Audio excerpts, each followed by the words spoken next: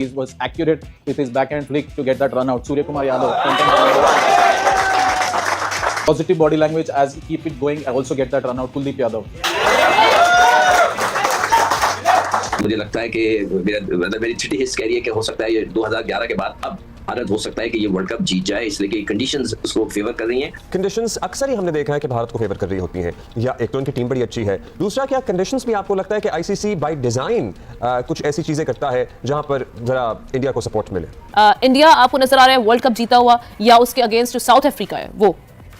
हमने यकीनी तौर पर इंडिया वर्ल्ड कप जीतेगा। तो अच्छा। ऐसे ही एक ऐसी टीम बन के आई है, ठीक है, उनको आईसीसी ने, बीसीसीआई ने बहुत उनको नवाजा है, जिस तरह हर चीज उनको सहूलत दी। हम अपने आप को जरा कमजोर बोर्ड कह भी ले, मान लिया, तो बाकी ऑस्ट्रेलिया, इंग्लैंड, न्यूजीलैंड, ये बाकी बोर्ड्स को क्या होता है, वो क्यों नहीं बोल सकते? कल अगर आपने मैच के दौरान एक फुटेज देखी हो कि बीसीसीआई के जो सेक्रेटरी है जय शाह, वो गयाना क्रिकेट एसोसिएशन के प्रेसिडेंट के साथ बैठे हुए थे, वो इंडियन ओरिजिन के मुस्लिम थे। तो ये कल वाली सेमीफाइनल की पिच भी इंडिया के फेवर के लिए बनाई गई। अब जो फाइनल होने जा रहा है वो दो ऐसी टीमों के दरमियान जो अभी तक नाकाबिले शिकस्त रही हैं, तो आपने चूज कर ली अपनी टीम, किसका पलड़ा आपको भारी लग रहा है? देखिए, मुझे अब वो एक बात होती है कि आपकी ख्वाहिश क्या है और चांसेस क्या लग रहे हैं। हिंदुस्तान जिस तरह से खेल रहा है, देयर इज नो क्वेश्चन, मुझे सिर्फ ये लग रहा था कि सेमीफाइनल की 4 टीमों में एक इंग्लैंड ही नजर आती है जो इनको हरा सकती है, और कल के वन साइडेड सेमीफाइनल के बाद तो मुझे लगता है कि अब इनको हराना बहुत मुश्किल है। दोस्तों नमस्कार। भारत की इंग्लैंड पर जबरदस्त जीत के बाद और फाइनल में पहुंचने के बाद पाकिस्तानी मीडिया का रो रो कर बुरा हाल है। उनसे ये बिल्कुल बर्दाश्त नहीं हो पा रहा है कि इंडिया फाइनल में पहुंच गया इतनी अच्छी क्रिकेट खेल कर, क्योंकि वो तो दुआ कर रहे थे कि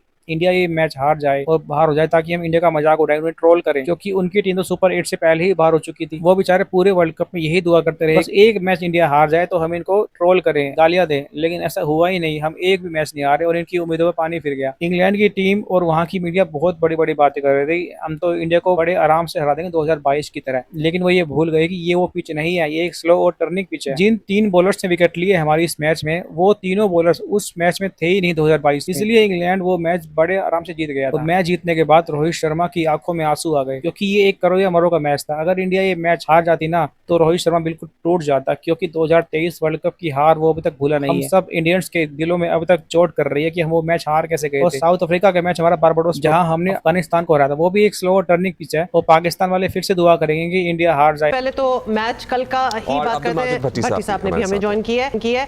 सिकंदर, पहले तो कल के मैच का एनालिसिस आप दे दें, बिकॉज अब बात तो बेस्ट ऑफ द बेस्ट पे चली गई है and India definitely is shining.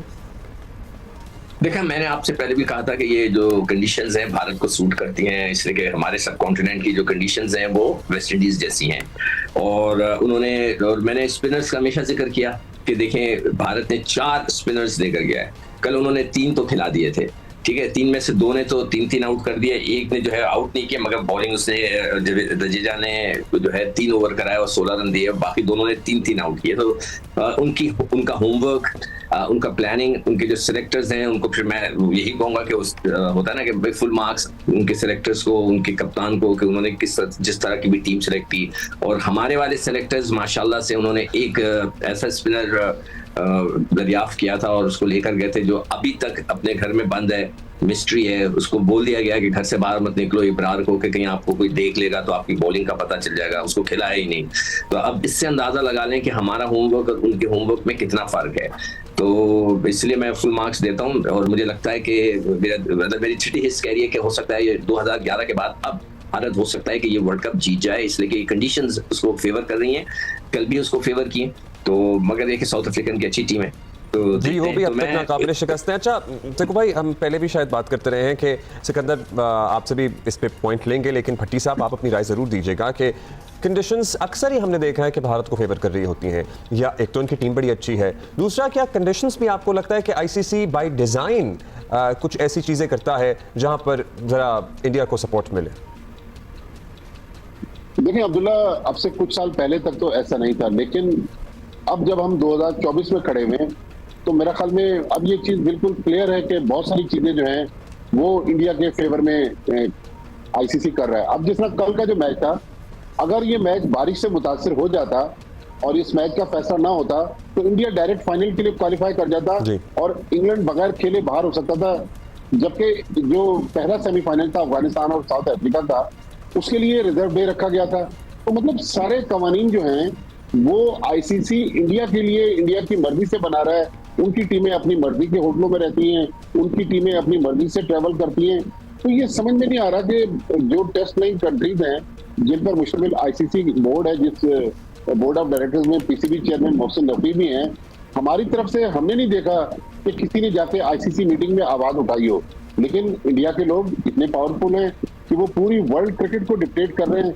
और ये कल वाली जो पिच थी, ठीक है, अफगानिस्तान की पिच अफगानिस्तान को फेवर नहीं कर रही थी। तो भट्टी साहब, विद द सेम टोकन, चले हम अपने आप को जरा कमजोर बोर्ड कह भी ले, मान लिया, तो बाकी ऑस्ट्रेलिया, इंग्लैंड, न्यूजीलैंड, ये बाकी बोर्ड्स को क्या होता है, वो क्यों नहीं बोल सकते? अगर ये बात है, अगर इतनी ऑब्वियस है, बल्कि कल तो फॉर्मर इंग्लैंड कैप्टन ने भी कहा कि ये इस किस्म की कंडीशंस हैं, माइकल वॉन का ये कहना था, जो फेवर करती हैं इंडिया को। मतलब ये बातें हो रही हैं, तो ये बोर्ड्स फिर इसको एक इशू बना के बात क्यों नहीं करते? देखिए, इंडिया जो है, मैंने आपसे अर्ज किया कि वर्ल्ड क्रिकेट में डोमिनेट कर रहा है, चाहे ऑस्ट्रेलिया हो, चाहे इंग्लैंड हो, इवन जो छोटे कंट्रीज हैं लाइक अफगानिस्तान, आयरलैंड, जिम्बाब्वे, वो भी इंडिया के नीचे लगे हुए हैं। कल अगर आपने मैच के दौरान एक फुटेज देखी हो कि बीसीसीआई के जो सेक्रेटरी है जय शाह, वो गयाना क्रिकेट एसोसिएशन के प्रेसिडेंट के साथ बैठे हुए थे, वो इंडियन ओरिजिन के मुस्लिम थे। तो ये कल वाली सेमीफाइनल की पिच भी इंडिया के फेवर के लिए बनाई गई। तो मेरे ख्याल में लेवल प्लेइंग फील्ड दी जानी चाहिए, लेकिन इंडिया के पास क्योंकि पैसा है, उसके बहुत ज्यादा इन्फ्लुएंस है, बहुत ज्यादा पैसे की वजह से, पैसा ही प्राइमरली, पैसा इतना इन्वॉल्व है, इतना बड़ा मुल्क, इतनी बड़ी आबादी है, teams in their wing as under their wing as well, क्योंकि अफगानिस्तान की आप बात करें तो Afghanistan has also been taken under the wing by the Indian cricket board basically. हालांकि अफगानिस्तान में क्रिकेट शुरू कराने वाले पाकिस्तानी क्रिकेटर्स थे, मतलब उनकी क्रिकेट टीम को बनाने वाले, इंट्रोड्यूस करने वाले। सिकंदर, हम यही बात कर रहे हैं कि अगर ये इतना ऑब्वियसली सब कुछ हो रहा है और हमें नजर आ रहा है, सो बाकी बोर्ड्स को प्रॉब्लम क्यों नहीं हो रही? चलिए, वो छोटे बोर्ड्स जो इंडिया के इन्फ्लुएंस में, वो तो ठीक है, लेकिन इंग्लैंड कुछ बोल सकता है, ऑस्ट्रेलिया कुछ बोले। बहुत वैलिड सवाल है कि जी वो लोग क्यों नहीं बोलते। देखें, हम जो हमारी गलतियां हैं वो तो हमारी हैं, कि जैसे अफगानिस्तान ने, अगर ट्रॉट साहब जो बोल रहे हैं कि ये पिच हुई नहीं थी, तो भाई टॉस तो आप जीत गए थे ना, क्या आपकी अकल नहीं थी? ठीक है, आप सो गए थे, आप बेहोश हो गए थे, क्या हो गया था कि आपको नहीं पता चला? अगर आप पिच को रीड नहीं कर सकते तो you have no right to be a coach. अगर आप पिच रीड नहीं कर सकते, फिर पाकिस्तान की तरफ आ जाएं, क्या ये टीम इंडिया ने बोली थी सेलेक्ट करो? क्या हमने बोला था रिटायर्ड, इंडिया ने कहा था, या आईसीसी ने रिटायर्ड प्लेयरों को बुला दो? किसने कहा था कि उस्मान खान को ले आओ, जिसने कभी पाकिस्तान में क्रिकेट नहीं खेली, मतलब 100 कर दिया आपने, 100 पर 200 पर उसको आपने उठा के पाकिस्तान की वर्ल्ड कप की टीम में डाल दिया? ये किसने कहा था?